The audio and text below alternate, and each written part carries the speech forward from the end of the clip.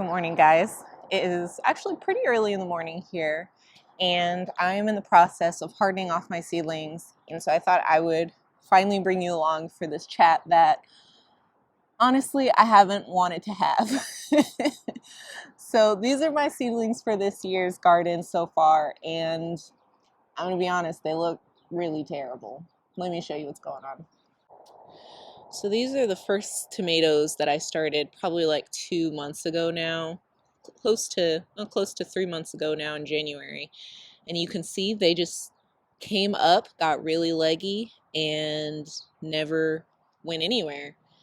And I have all of these zinnias that are also really leggy, really pale. It's just, stuff is looking pretty bad. This is when things get a little bit better, but not really. And even here, it's just, the sunflowers are looking good, and I'll explain why. Then my peppers are all back there. Those were all started in January also, and they should be so much bigger than that. So there are a lot of reasons of why these came out like this and why they look so bad. And like I said, this is not something I really want to share. I've been really disappointed because I've been so looking forward to this garden year. But I committed to documenting this year, and this is what I got. And also, I've learned a few things. And so if I can help at least one person learn from my mistakes, I think it's worth putting out, even though I really don't want to. The first thing that went majorly wrong this year was my lights. I've always struggled with my seed starting setup, and a couple years ago I bought new lights. They were better than the ones I had before that, but they weren't the right lights, and I didn't know that until this year. All my plants have always kind of been leggy and kind of been yellow, but I kind of work with what I have. I figure it was all just a learning curve for me, which I'm totally fine with, and I have learned a lot. But there was just a lot of things that went wrong altogether this year. And the first one was my lights. I found out that my lights were just, something was horribly wrong because of these first tomatoes that I showed you.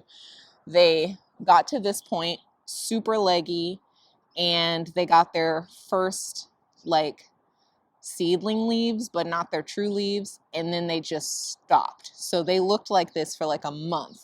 And I've never had this happen with tomatoes before this year. And it's kind of happened a little bit across the board for me.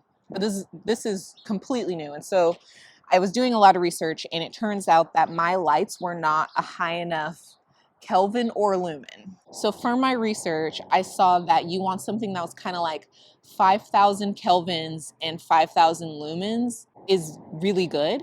And then the best would be around 6,500 Kelvin. Now, I've seen a lot of stuff online where people talked about going to their local, hardware store or whatever and grabbing the lights. We tried to do that, and they didn't have anything in the shop lights that would work that were high enough Kelvin with the amount of lumen that we needed, except for one bulb. So not a unit, just one bulb. And then they didn't have anything that you could put the bulb into. So they're not legally allowed to sell like separate units or something like that. I don't know. So there was no actual like system that you could buy. I could only buy like a replacement bulb, but I needed the whole system because the ones that I bought before are kind of like all in one. You can't just like pop out a bulb and replace it. So that was a bust, and it was really a bummer to go into a hardware store and see that like going through two different aisles, it wasn't an option for us. And so if you are shopping for shop lights to use as grow lights, definitely check out your hardware store. But I was kind of disappointed to find out that my local hardware store didn't actually have an option, and I had to go on Amazon. So when I went on Amazon, I looked at a bunch of different stuff, and what I ended up with was I was really trying to go for the Kelvin because that is kind of where my lights were lacking. They weren't a high enough light spectrum with the amount of lumens that they had. So I'm going to link a couple of videos that I learned all this stuff from, because I'm not the person to explain this to anybody. So I'm going to link the videos that I used to really understand this finally, because when I did this research a couple years ago, I didn't understand it. I did the best I could, and turns out it was wrong. What I found out is basically you want to get lights that are like daylight level. And so that's like the white light. The lights I had before were yellow, so they just weren't high enough Kelvin and lumens. Now, One of the reasons why I was waiting to make this video is because I wanted to get new lights and then show you like, oh, wow, I fixed it. And yes and no. So this was the tray. This was one of the trays right here that had the old lights with, you know, those really sad tomatoes. This is another tray that had the old lights, and everything is just like really pale and yellow and just kind of extremely leggy. You can see how tall those are. And then I started a tray. Let me grab it. It was this one. So I started this tray right before I bought my new lights. So this tray, some of the stuff sprouted with the old lights, but then it got the new lights within like a day. And so let me show you. So these are both zinnias. These are the ones that only had my old lights. These are the ones that sprouted with the old lights, but then got the new lights. So you can see how much shorter those are. And these are a month older than these. So that kind of shows you the difference there. So these were actually paler yellow, and these were actually a little more green. These need a little bit of fertilizer now, which I'll talk about later too. And then I did another tray when I got my new lights. And let me see. None of these are zinnias, but I can show you the color difference here. These are sunflowers. These got the new lights. And then these are zinnias that sprouted on the old lights. And you can see the color difference on there. These sunflowers look really good. And these were a little bit darker too, but they need the fertilizer as well. This is where I was really hoping that I'd have different results to show you, but this is where I got. So these are tomatoes. These were a month apart, old lights, new lights, and these just kind of like shriveled up and stopped. These are, I mean, they're still really leggy, which I was surprised about, but they are a lot darker green and overall healthier. The thing that I was confused about with these was the fact that these are now a month old and they still only have the seedling leaves. I've never had this happen to me before with tomatoes. By now, month-old tomatoes are usually pretty big. They have like a couple sets of leaves. So I was very surprised about this. And then, oh, let me show you my peppers. So all of my peppers are about that big or smaller. Some of them have started to have their true leaves, but most of them don't. So everything just kind of came up and had really good germination inside and then stunted. So yeah, this has not been the greatest experience for me. I've been really frustrated by this and just really disappointed.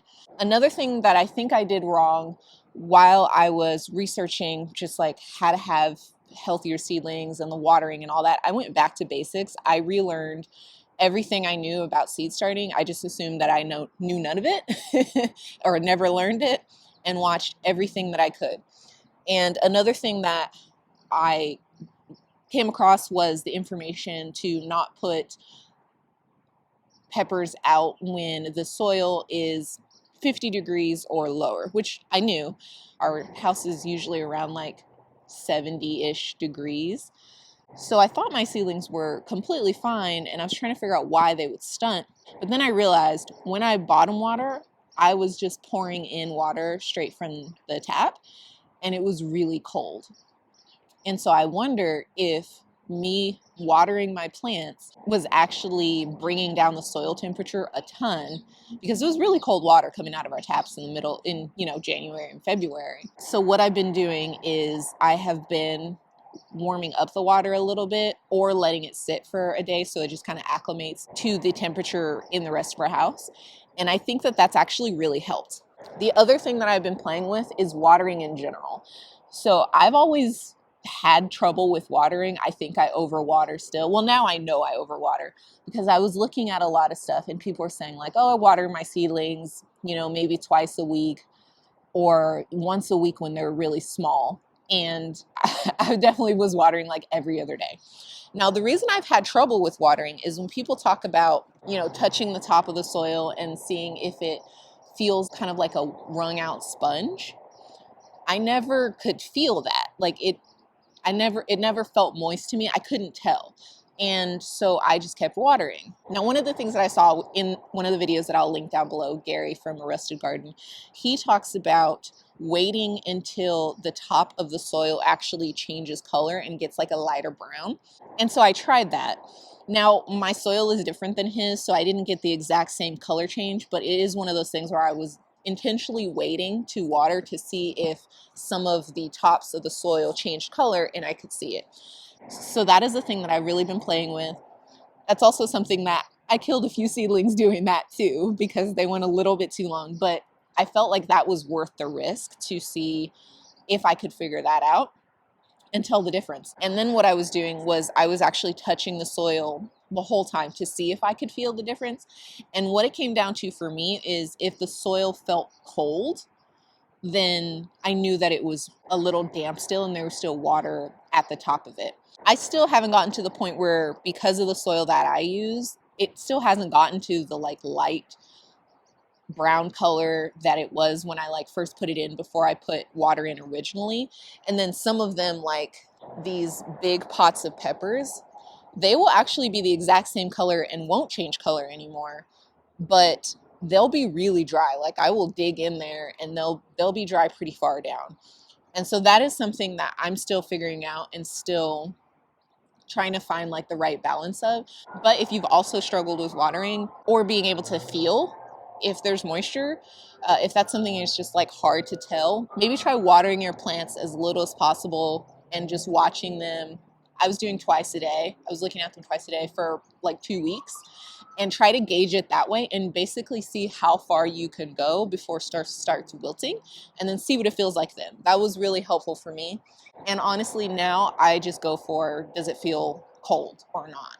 And that registers for my brain. Now, where that went wrong for me was on this new tray of my sunflowers. So I had these beautiful sunflowers here, and then right next to them, these all died. And what happened here was I was waiting to see if this tray dried out, and it was in my shelf like this. So this was in the front and this was in the back. And I was only looking at the front. And so I was waiting to see like overall if this area dried out. And so I didn't see these in the back that completely were shriveled and dying. And the soil was very, very dry. The reason for that is because my tray or my shelf is actually not completely level. And so all of the water was on this side of the tray and then towards the middle, and it kind of ended about here. And these guys are bigger, and so they probably had some roots that went all the way down. They were able to get water.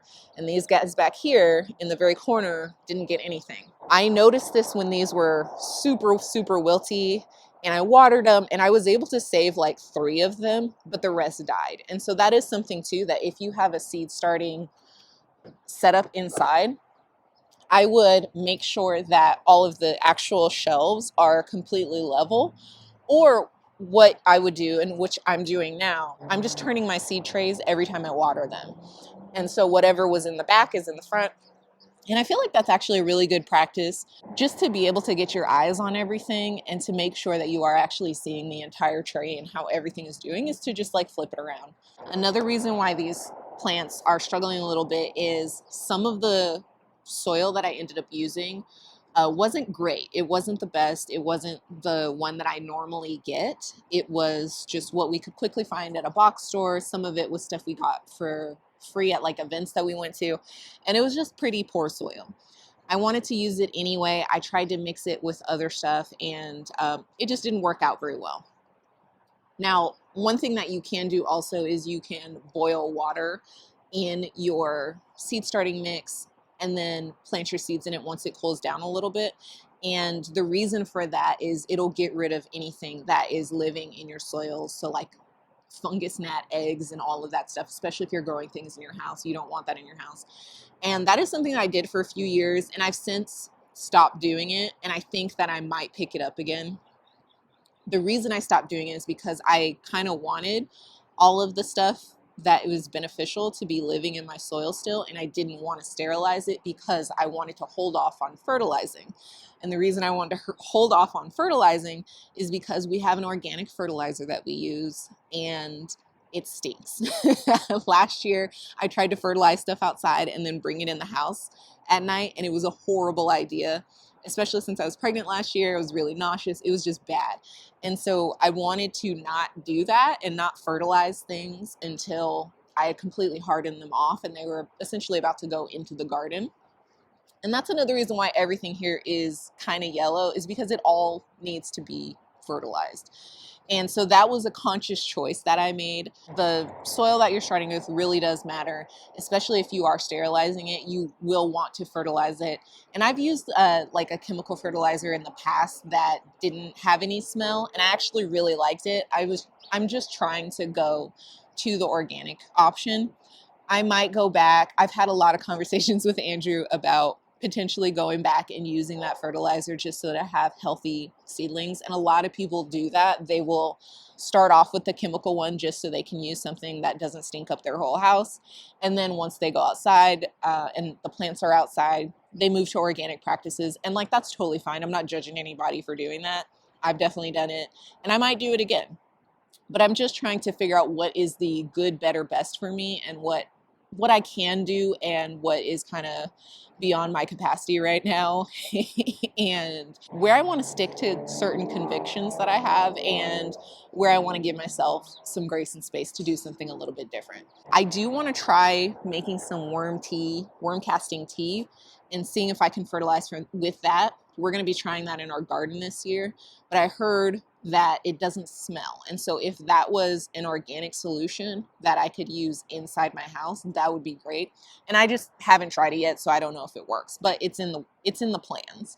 Oh, the other reason why some of these don't look great is because things like this, there's multiple plants in one cell. See, like this one right here has 3. I knew that that was something that was also like hindering the plant growth. Some of these should have been separated and potted up, because I plant them with the intention of separating them and potting them up. I just didn't get to it.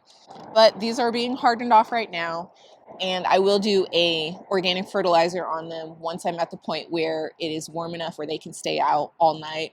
I'll probably do that with the peppers last. The peppers will stay inside a little bit longer than everything else, just because they really don't do well with the cold. I'm going to keep doing a couple trials inside with my new lights and really try to fine tune seed starting. I want to give myself more time to practice this skill, because it is a skill and I've learned a lot. I've grown really beautiful gardens from not great seedlings before. Never been as bad as this, but I'm just telling myself that over and over, that it can still be really beautiful. It's not exactly what you wanted, but it can still be amazing and worth it. And there's so much to learn here. I think that that's the biggest thing, and my biggest takeaway is this just means I have a lot to learn, and it's all learnable. Like, this is all something that I can do because I've done it before, and lots of people do it well. And it's just practice. And so what I'm going to do is I'm going to set myself up for success by giving myself the opportunity to practice more. So if you've also struggled with seed starting but are committed to doing it and really enjoy it, I hope that this was helpful for you. If you've made any of these mistakes, the biggest one was just make sure you get the right lights. And again, I'll put all of the videos that I looked at specifically for lights linked in the description below. Thank you so much for joining me in my garden this morning, and I hope you have a great day. Bye.